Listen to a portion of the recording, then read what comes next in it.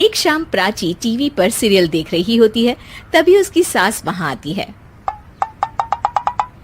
अरे सीरियल में तो ऐसे मग्न है जैसे आज रात का खाना पड़ोसी आकर बनाएंगे। मुझे पता ही नहीं था आपने अपने बेटे की शादी पड़ोस में भी की हुई है। हैं? मतलब? मतलब इस घर में सारा काम बहू ही करती है, आप तो सिर्फ खर्राटे मारती हैं।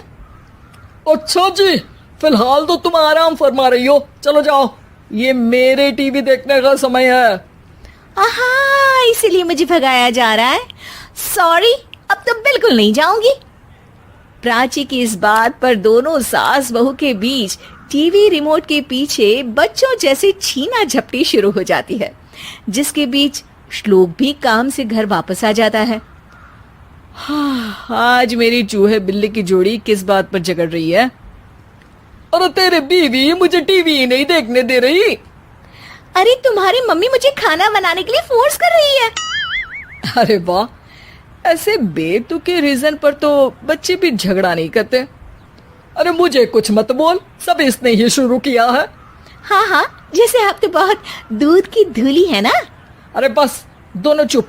प्राची जाओ, खाने की तैयारी करो। और माँ तुम छोड़ो, तुम्हें क्या बोलूं, शांति से अपना सीरियल देखो, मुझे दोबारा लड़ने की आवाज सुनाई नहीं देनी चाहिए। ऐसा बोलकर श्लोक वहां से चला जाता है, जिसके पीछे पीछे प्राची भी कुछ न कुछ बड़बड़ाते हुए रसोई में चली जाती है। हाँ हाँ, सासू जी को तो कुछ बोलेंगे ही नहीं, बस मुझ पर ही हुक्म चलता है, खाना बनाओ, जैसे मैं इनके घर में खाना बनाने के लिए आई हूँ। इसी तरह शाम बीतती है और रात को श्लोक और प्राची की सास खाना खाकर सोने चले जाते हैं, लेकिन प्राची गुस्से में कुछ खाए बिना काम में ही लगी रहती है।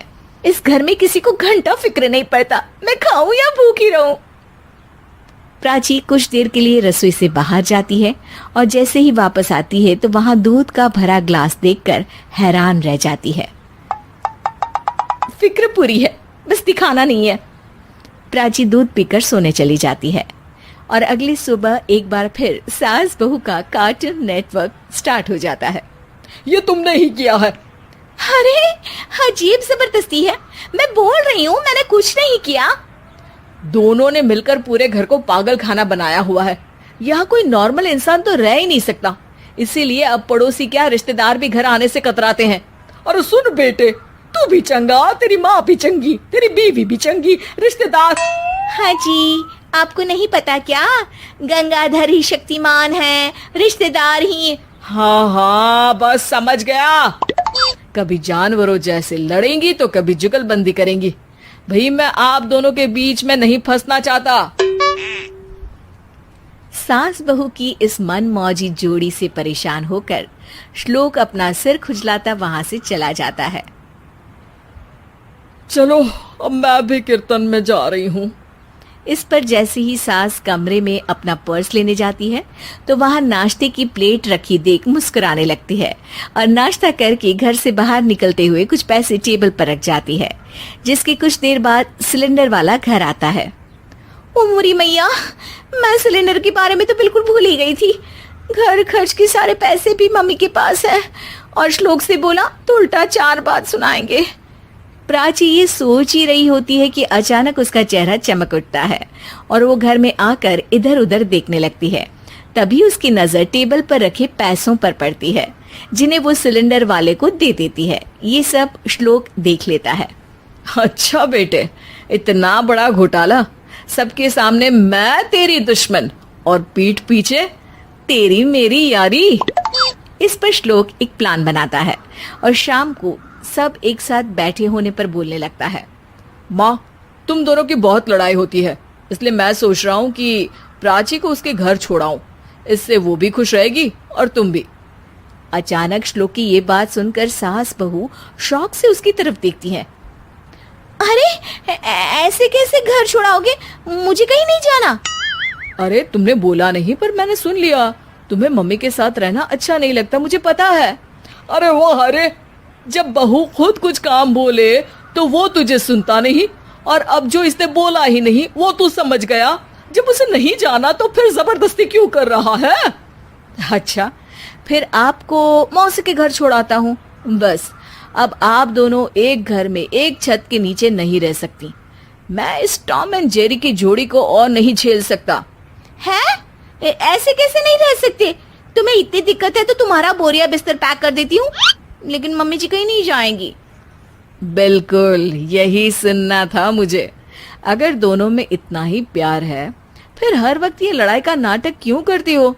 देखा मैंने कैसे माँ किचन में दूध रखती है और तुम उनके लिए कमरे में नाश्ता रखती हो, और कैसे वो पहले ही तुम्हारी दिक्कत समझकर घर में पैसे रखकर बाहर जाती है। अरे भाई, इतना ड्रामा तो डेली सोप में भी नहीं होता जितना तुम दोनों ने इस घर में फैलाया हुआ है। तू हमें टॉम एंड जेरी बोलता है ना, तो याद कर वो दोनों भी एक दूसरे को बाहर वालों की बुरी नजर से बचाने के लिए हमेशा सबके सामने लड़ते थे, लेकिन अकेले में दिक्कत के समय मदद भी तो करते थे। बस हमारा रिश्ता भी कुछ ऐसा ही है। और वैसे भी अगर सास बहू में तू मैं नहीं होती तो दुनिया वालों को कहानियां कैसे मिलेंगी? पीले दांत वाली बहू। रंजना कभी ब्रश नहीं करती थी। उसे कितनी बार उसके माँ बाप ने डांटा, लेकिन उसका कोई असर उस पर होता ही नहीं था, जिस कारण से उसके दांत पीले पीले हो जाते हैं। शादी के बाद अरे बहू, वैसे तो तुझ में कोई कमी नहीं है, पर तेरे दांत इतने पीले कैसे हैं बेटा? कैसे मतलब? कुछ सर्जरी थोड़ी ना कराइए। वो तो क्या नाम, मैं ब्रश नहीं करती थी तो पीले हो गए। अब क्या करूं? आप कहे तो लाल करवा लूं या फिर काले?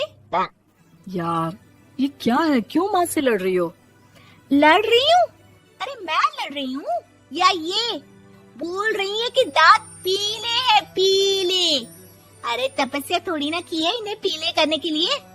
बकायदा ब्रश नहीं किया है 20 साल तक, तब जाकर। छी, कैसी बात कर रही हो? ये उस वक्त तो पीले नहीं थे जब हम लोग तुम्हें देखने आए थे। अरे तब साफ करवा लिया होगा डेंटिस्ट के पास जाकर। अब देखो कैसे पीले पीले लग रहे हैं। रंजना सास की तरफ गुस्से से देखती है। फिर शुरू हो गई पीले पीले पीले। अरे पीले तो तब भी थे जब मेरे हाथ का रसगुल्ला उड़ा उड़ा कर खा रही थी और बोल रही थी, लड़की नहीं गुणों का खजाना दे रहे भाई साहब आप। खैर, अब वो लोग करते भी तो क्या करते, पीले दांत वाली बहू पल्ले पड़ी थी तो झेलना तो था ही। एक दिन कीर्तन में रंजना गाना गा रही थी। अरे कमला बहन, माँ का द्वार है, यहाँ तो सब शुद्ध होकर आते हैं, फिर अपनी बहू को ब्रश भी नहीं करवाती तुम। दूर से पीले पीले दांत भक्ति में बाधा उत्पन्न कर रहे हैं। अरे कोई 2 साल के बच्चे थोड़ी ना लेकर आई हूँ मैं बहू बनाकर। अच्छी खासी लड़की है, अरे कैसे करवाऊं ब्रश? ये तो उसे खुद करना चाहिए ना। अब माँ बाप तो इसके जैसे तैसे निपटा दिए, ये नहीं सोचा कि सास कैसे संभालेगी। सास बहू को लेकर घर आ जाती है, लेकिन सोच लेती है कि अब इसे लेकर कहीं नहीं जाएगी। अगले रोज बहू कहती है, अरे क्या हो गया, मंदिर नहीं जाना क्या? कीर्तन का वक्त हो रहा है। मेरी मधुर वाणी से कान्हा जी जागते हैं और सोते हैं। आप तो जानती है ना उनकी भक्ति में कितना मन लगता है मेरा। वो क्या है ना, तबीयत ठीक नहीं लग रही है मेरी, आराम करूंगी मैं। तबीयत ठीक नहीं लग रही? अभी तो मिथुन के गाने पर नाच रही थी आप, और अब बोल रही है कि तबीयत ठीक नहीं लग रही। अरे भक्ति में मन लगा लो सासू माँ, ऊपर जाना है, क्या मुंह दिखाओगी आप? हाँ? सास को बहू की बात पर गुस्सा आ जाता है। मैं क्या मुंह दिखाऊंगी, इसकी चिंता तो ना कर, समझी? अपने मुंह की चिंता कर, जो ये पीले पीले दांत लेकर हर जगह पहुंच जाती है। पता है लोग कितना मजाक बनाते हैं। ना जी ना, मैं नहीं जाना कहीं तेरे साथ। तो ये बात है। कोई ना, मत जाओ, मैं अपने कमरे में ही बैठकर भक्ति कर लूंगी। ऊपर वाला दांत थोड़ी ना देखता है, मन देखता है, भावना देखता है। और अरे बस बस, तू सब कुछ दिखा, बस ये सफेद चमकदार दांत ना दिखाना किसी को, है? जा यहाँ से। बहू को सास की बात का कोई फर्क नहीं पड़ता, वो तो जैसी थी वैसी ही रह जाती है। सुबह नहाकर किचन में खाना बनाना, फिर खाना खाना, कीर्तन भजन करना और सो जाना। एक दिन, माँ जी मैं सहेली के घर जा रही हूँ, शाम को लेट आऊंगी। हाँ, तो जाना, मैंने कौन सा तेरी आरती करनी है घर पर बैठकर। रंजना सहेली के घर जाती है, जहाँ वो पार्टी में जाने की तैयारी कर रही होती है। अरे शिखा, कहाँ जाने की तैयारी कर रही है? मैं गलत वक्त पर आ गई क्या? अरे नहीं यार, उल्टा सही वक्त पर आ गया। मैंने ये साड़ी और ज्वेलरी निकाली है यार, शाम को इनके ऑफिस की एक पार्टी में जाना है। बताना कैसा लग रहा है ये सब? नहीं यार, इस ड्रेस के साथ तो वो वाली ज्वेलरी अच्छी लगेगी। हाँ, सही बोल रही है, मैंने ध्यान ही नहीं दिया। वैसे तो हमेशा से मस्त फैशन सेंस रखती है। तो बड़ा जाती होगी ना पति के साथ पार्टी में। रंजना कुछ नहीं बोलती, बस सोचती है कि यार काश ये बात सही हो जाती, पर मैं क्यों नहीं जाती पार्टी में? क्या इन लोगों की कोई पार्टी होती नहीं होगी? रंजना घर आती है और रात में पति से सवाल करती है, एक बात बताइए, आप मुझे किसी पार्टी में क्यों नहीं ले जाते? क्या आपके यहाँ ऑफिस में पार्टी नहीं होती? पति बेचारा क्या कहता कि दांत पीले हैं तुम्हारे इसलिए। अरे कोई पार्टी होती नहीं हम लोगों के ऑफिस में, तो कहाँ से लेकर जाऊं? और मार्केट, मॉल, कहीं वीकेंड घूमना, कहीं तो।